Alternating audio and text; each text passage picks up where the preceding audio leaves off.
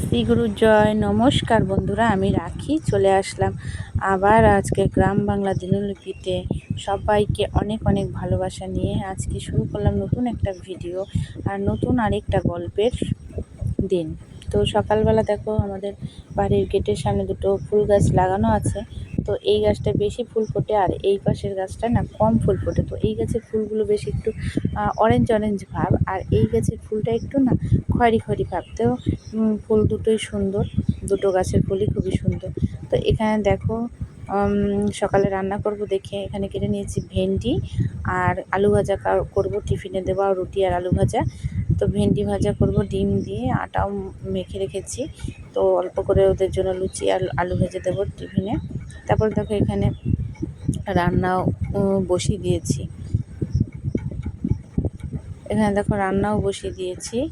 আর এখানে কলমি শাক রান্না করব দেখে আমি রেখেছি যে কেটে নেব, কিন্তু কলমি শাকটা আমি দুঃখের বিষয় রান্না করিনি, এখনও বাছাই হয়নি, কারণ সকালবেলা আর সময় পাইনি। কারণ রান্না করতে করতে আর প্রায় 8টার মধ্যে রান্নাটা শেষ হয়েছিল না, পড়তে চলে এসেছিলো।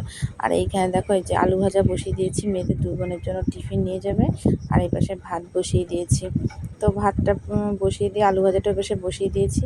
তো আলু ভাজা হয়ে গেছে। তারপরে যে ভেন্ডি ভাজা, আর ভেন্ডি ভাজাতে জানো তো আমি ভেন্ডি ভাজাতে একটা ডিম ব্যবহার করি, এই বেশ ভালো লাগে কিন্তু। আর এই দেখো বেশ কমপ্লিট এদিকে, আর পাশে ভাজা নামিয়ে নিয়েছি। আর এইখানে দেখো লুচি কটাও ভেজে নিয়েছি, খুব অল্প করে লুচি বানিয়েছিলাম ওদের জন্য। এই যে ছোটো ছোটো করে বানিয়েছি, ওরা স্কুলে নিয়ে যাবে তো যেহেতু, এই কারণে। তো এবার ওদেরকে খেতে দিয়ে দেবো আর টিফিনটা গুছিয়ে নেব। তো সকালবেলার কাজ এখানে আমার মোটামুটি রান্নাবান্না সব কমপ্লিট, আবার সেই রাতে রান্না করব। আর এই যে দেখো টিফিনটা এবার গুছিয়ে নিলাম। তারপরে এর মধ্যে চলে এসছে পড়তে। তো আমি পড়াতে বসে গেছি। এদিকে ছোট মেয়েও পড়ে আসার সময় হয়ে গেছে, বড় মেয়েও পড়ে আসার সময় হয়ে গেছে। আর দুজনেরই সকালে পড়া। তবে দেখো তোমাদের এই বইটাকে শেয়ার করছি। সেদিন আমি বাজারে গেছিলাম, তো মেয়ে কিছু একটা কিনতে, তো দোকানে না এই বইটা দেখেছিলাম। তো এত ভালো লেগেছে যে একটা বইয়ের মধ্যে সব কিছু আছে। আর এই ছোটো মানুষ না, এদের বই প্রচণ্ড ছিঁড়ে ফেলে। তো এই বইটা আমি দেখে আমার মনে হলো এটা ছিঁড়বে না। তো আমি ওদের বাড়িতে বলেছিলাম যে এরকম একটা বই দেখেছি, তো তারপরে এটা নিয়ে আসা হয়েছে। বেশ ভালো হয়েছে বইটা। তারপর দেখো বৃষ্টিটা একটু কমেছে, স্কুল যাবে। কিন্তু দেখো স্কুল যাওয়ার ঠিক আগের মুহূর্তে এত জোরে বৃষ্টিটা নেমেছে, তোমাদের বলে বোঝাতে পারবো না। তো দেখো বেশ ঝিরঝির করে পড়ছিল। তারপরে ছোটো মেয়েকে রেডি করে দিয়েছি, স্কুলে যাবে। বড় মেয়েও বেরিয়ে গেছে স্কুলের জন্য। আর এদিকে জানো, ছোটো মেয়ে যখন, বড় মেয়ে স্কুলে তো আগেই বেরিয়েছে, মনে হয় বাস স্ট্যান্ডে গিয়ে পৌঁছেছে। আর ছোটো মেয়ে যখন বেরোবে তখন এত ঝড়ে মানে ঝপ করে বৃষ্টিটা নামলো না, বলার মতন না। আর এই যে আমি মানে চান করব, তাই বৃষ্টিতেই যাচ্ছিলাম। যেই কুমড়ো গাছগুলো তুলে ফেলতে হবে, আমার শাশুড়ি মা শ্বশুরমশাই দুজনেই বলছে এখানটা পরিষ্কার করো, কারণ জল পাস হতে পারছে না।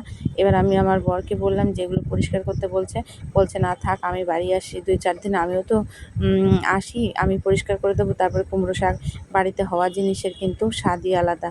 ও কিন্তু একটাও খেতেও পারেনি। যেদিন গেছিলো সেদিন আমি একটা ডাল রান্না করে দিয়েছিলাম। আর এইখানে দেখো, এখানে পরিষ্কার করতে পারি, ঝপ করে বৃষ্টিটা নেমে পড়ছে। দেখো কী পরিমাণে বৃষ্টিটা নামলো। তো এখানটা আমি ছাড়িয়ে দিলাম, নইলে জলটা পাস হবে না। দেখতে পাচ্ছ জলটা পাস হয় না দেখে।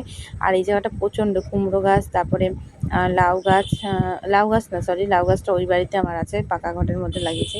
আর এই যে কাঁঠাল গাছে তুলে দিয়েছি হচ্ছে চাল কুমড়ো গাছটা। তারপরে দেখো বৃষ্টিটা একটু কমেছে, আমি তো খুব ভিজে গেছি। তারপরে দেখো এবার এই যে এখানটাতে জল পাস হচ্ছে না দেখে আমি একটু এখানটা পরিষ্কার করে দিচ্ছিলাম। আর ভিজে তো গেছি, স্নান করে নেব।